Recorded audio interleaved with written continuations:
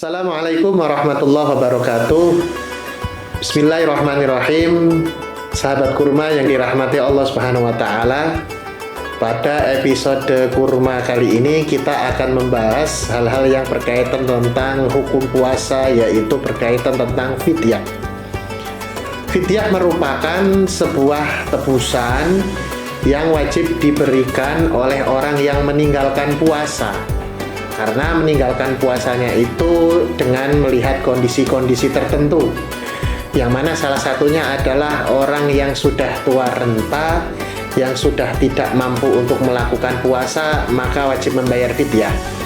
Berikutnya adalah orang yang mempunyai penyakit menahun yang sudah tidak bisa diharapkan kesembuhannya, seperti orang stroke misalnya, maka itu juga wajib membayar fidyah.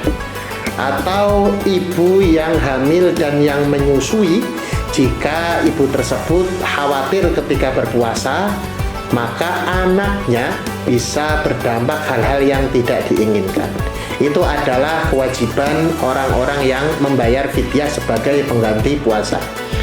Berikutnya, ukuran fidyah yang disampaikan oleh para ulama, terutama ulama Syafi'iyah, yaitu setiap harinya yang ditinggalkan satu harinya itu wajib mengeluarkan 1 mud makanan pokok berupa beras atau makanan pokok lainnya.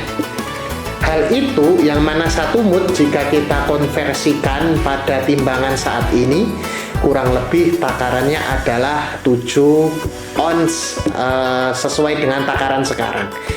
Lantas bagaimana jika fidyah tersebut kita ganti dengan makanan siap saji yang siap santap? Padahal di kitab-kitab fikih itu disampaikan bahwa membayar fidyah itu wajib menggunakan makanan pokok berupa beras. Dalam hal ini para ulama menjelaskan, salah satunya adalah ulama-ulama Al-Hanafiyah, bahwa mengganti fidyah dengan qimahnya, dengan nilainya itu diperbolehkan. Sebagaimana dalam kasus zakat fitrah, memberikan zakat fitrah menggunakan uang atau qimah sesuai dengan harga dari makanan pokok tersebut, itu boleh. Begitu juga dengan fidyah, ya, itu boleh digunakan menggunakan uang sebagai pengganti dari makanan pokok tersebut. Dalam hal ini, ketika kita melihat perbedaan antara Syafi'iyah dan antara Hanafiyah, maka kita perlu melihat kondisi bagaimana kondisi orang yang akan membayar fidyah tersebut dan orang yang akan diberi fidyah tersebut. Kalau dikira orang yang diberi fidyah tersebut adalah lebih bermanfaat diberikan uang tunai, maka itu akan lebih baik. Kalau ternyata memang orang yang akan diberikan fidyah tersebut memang sedang membutuhkan beras, makanan pokok agar bisa untuk makan bagi dirinya, maka itu juga lebih baik sesuai dengan kondisi situasi yang ada pada orang yang akan diberikan fidyahnya.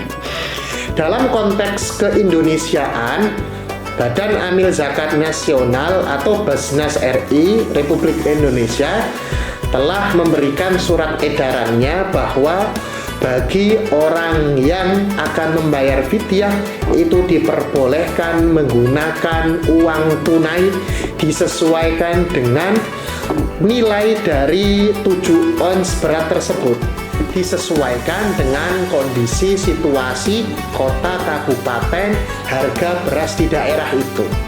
Kalau dari Basnas RI itu menetapkan bahwa 1 mud yang digunakan untuk membayar fidyah itu kurang lebih 65.000, yang mana jelas ukuran 65.000 ini adalah ukuran di daerah Jakarta dan sekitarnya. Ini pun harus melihat kondisi keadaan yang lainnya.